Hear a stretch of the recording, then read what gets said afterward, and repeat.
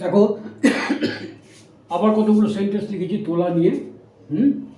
এগুলো একটু ভালো করে বুঝে নেওয়ার চেষ্টা করা যাক। ওরা আমাকে আসন থেকে তুলে দিল।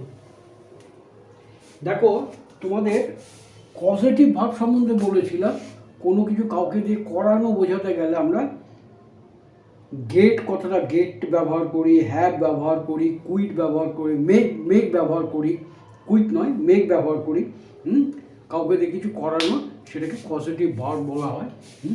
তাহলে ওরা আমাকে আসন থেকে তুলে দিল, তার মানে আমাকে বাধ্য করেছিল আসন থেকে, যেখানে বসে আছি সেখান থেকে উঠে যেতে, আসন ত্যাগ করাতে আমাকে বাধ্য করেছিল। সেক্ষেত্রে আমরা তারা আমাকে আসন থেকে তুলে দিল, সেখানে আমরা যে ব্যবহার যেভাবে বাক্যটা বলবো সেটা হচ্ছে তুলে দিল past tense, past indefinite tense, ওরা সাবজেক্টকে ওরা, আর ভার্ব কোনটা তুলে দিল, তুলতে বাধ্য করেছিল। তাহলে they made me, past indefinite বলে মেড হলো, made me quit, quit, they made me quit the seat, এরকম হয় বলা রীতি।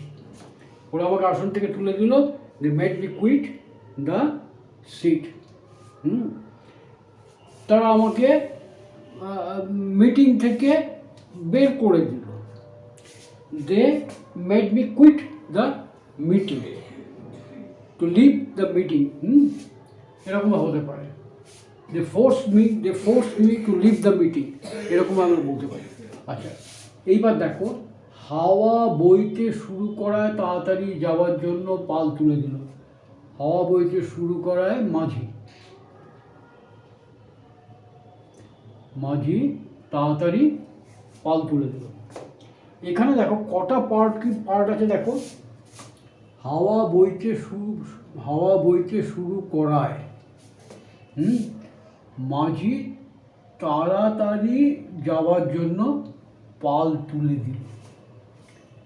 এই কটা পার্ট আমরা কোনখান থেকে শুরু করব?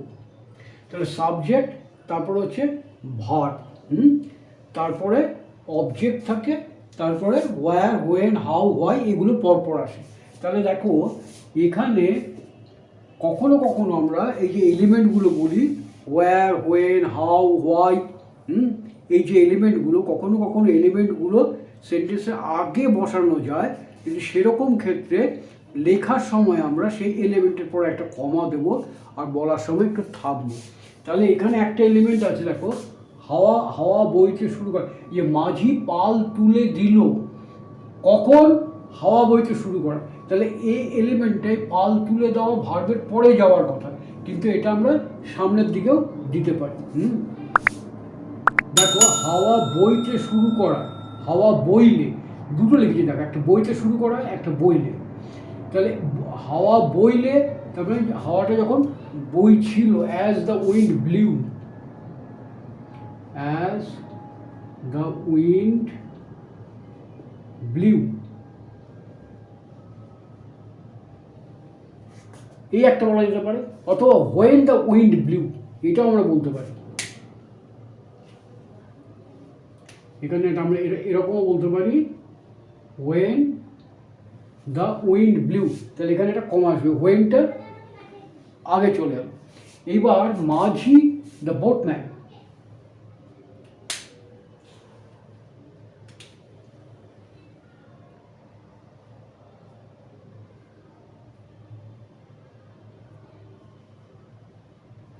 দি বোটম্যান, এটা হচ্ছে সাবজেক্ট, বোটম্যান, তারপরে verb set up the sail, sail মানে হচ্ছে পাল, হলো। তাহলে দেখো ওয়্যার হয়ে গেল, ওয়্যার তো এখানে কোথাও নেই। তাহলে ওয়্যার, হোয়েন, হাউ, হোয়াই, হাউও নেই এখানে, হোয়াই আছে, হোয়াই মানে কেন, তাড়াতাড়ি যাওয়ার জন্য। তাহলে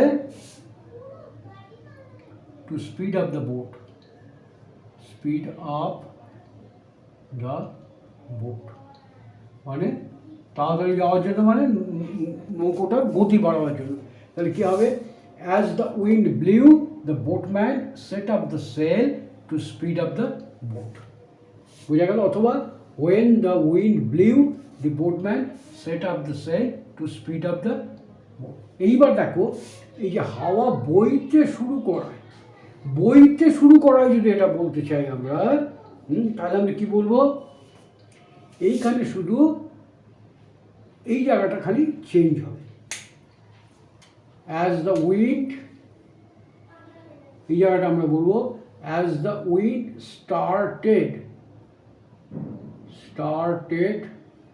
blowing, blowing, as the wind started blowing। বোঝা গেল দুটোর মধ্যে তফাৎ? হাওয়া বইলে as the wind blew, when the wind blew, অথবা যদি বলি বইতে শুরু করায় as the wind started blowing, past টেন্সের জন্য স্টার্টেড হয়েছে। বোঝা গেল? এইবার দেখো, কথায় কথায় তার দেনার কথা তোলা হলো। কথা তোলা, ওঠানো, এর আগের ঠিক আগের ভিডিওটাতে তোমাদের বলেছিলাম, ওঠানো হচ্ছে রেইজ, RAISE, আর ঘুম থেকে ওঠানো রাউজ। তাহলে তোলা হলো, তোলা হলো মানে এটা পাস্ট টেন্স আমরা বুঝতে পারছি, তাহলে হবে রেইজড। দেনা ইংরেজি কি? ডেট, DEBT, ডেট, দেনা। আর কথায় কথায়, এটাও তোমাদের আগে একটা ভিডিওতে তোমাদের বলে দেওয়া আছে, ইন কোর্স অফ কনভারসেশন, কথায় কথা, আলোচনার ক্রমে।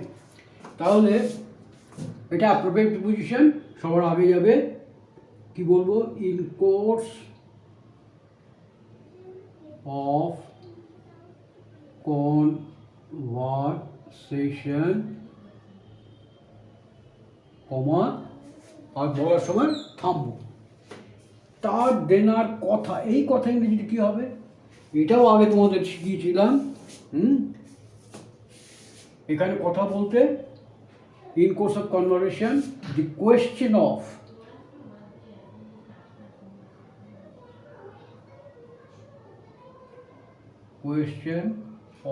হিজ ডেটস, DEBTS, ডেটস, দেনা। তো এইটা হচ্ছে subject, the question of his dates, এটা হচ্ছে সাবজেক্ট। তোলা হলো মানে তোলা হয়েছিল, প্যাসিভে ওয়াজ রেজড।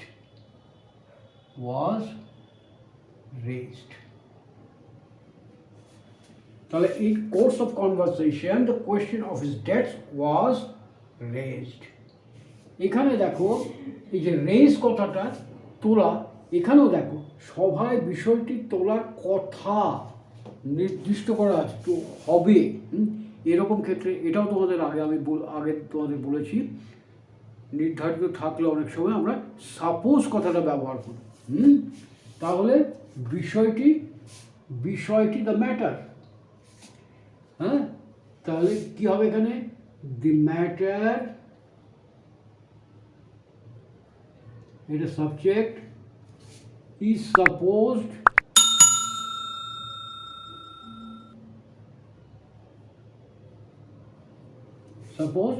to be raised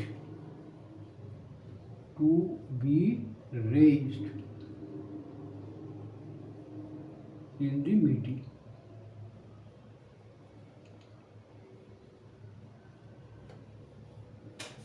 এখানে দেখো, তোমাদের একটা জিনিস মনে হতে পারে, ভার্ব কোনটা? এখানে ভার্ব কিন্তু ইজ সাপোজড, ইজটাই হচ্ছে verb. The matter is supposed to B raised মানে এটা কিন্তু অ্যাডজেক্টিভ, উত্থাপিত। তাহলে বিষয়টা উত্থাপিত, মিটিংয়ে উত্থাপিত হবে বলে ঠিক আছে মানে কথা, সাপোজড। তাহলে matter is supposed to B raised in the meeting. বোঝা গেল? তারপর দেখো, সকালে আমার প্রথম কাজ ফুল তোলা। এটা তো আমরা জানি, প্রথম কাজ ফার্স্ট ডিউটি। ফুল তোলা, এখানে ফুল তোলা ইংরেজিটা কী হবে? To pluck flowers.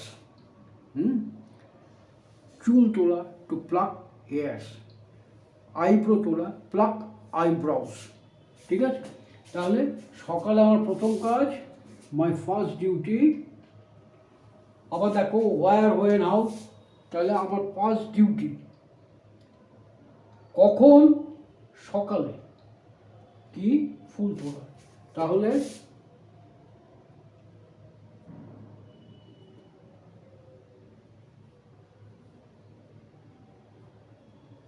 First duty in the morning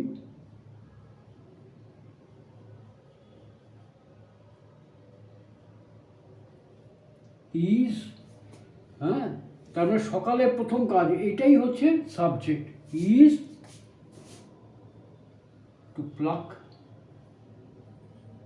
flowers.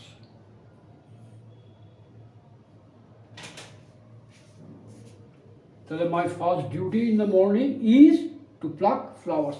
এবার দেখো আমার সকালে প্রথম কাজ যদি জল তোলা হয়, জল তোলা, সেখানে হবে ইজ টু ড্র ওয়াটার।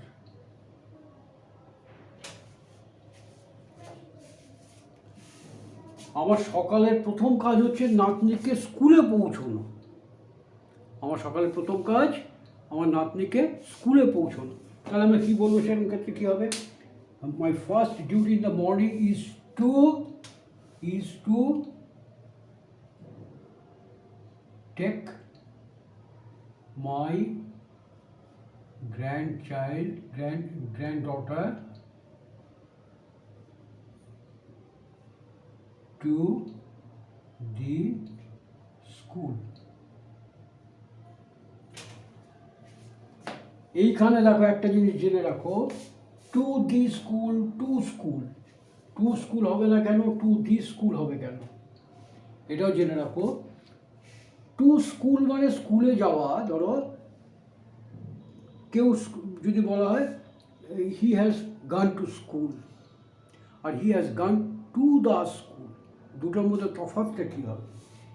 এখানে যদি আমি বলি take my granddaughter to school, the যদি না দিই তাহলে বোঝাবে আমি নাতনিকে স্কুলে নিয়ে যাচ্ছি পড়াশোনার জন্য নয়, অন্য কোনো কারণে নিয়ে যাচ্ছি। আর যখনই বলবো টু দ্য স্কুল, তার মানে বোঝানো যাচ্ছে যে স্কুলে সে পড়তে যাচ্ছে। বোঝা গেল? তাহলে এইটা আমাকে মনে রাখতে হবে। নির্দিষ্ট কাজ, স্কুলের যে কাজ পড়াশোনা তার জন্য যদি হয় সেখানে টু দি স্কুল হবে, টু স্কুল বললে ভুল হবে। আমি যদি বলি আই ওয়েন্ট টু স্কুল, তার মানে বোঝাবে আমি স্কুলে কোনো কারণে গেছিলাম, পড়াশোনার কারণে নয়। আর যদি বলি যে I went to the school, তারপরে আমি স্কুলে পড়তে গিয়েছিলাম। বোঝা গেল? তাহলে এই কটা একটু ভালো করে বুঝে নেওয়ার চেষ্টা করো। একটা বানান ফানানে কোথাও ভুল দিলাম কিনা, লিখতে গিয়ে তো ভুল হচ্ছে প্রায়শই। এটা ভালো করে বুঝে নাও। এরপরে আবার কয়েকটা তোলা নিয়ে সেন্টেন্স তোমাদের দেখাবো।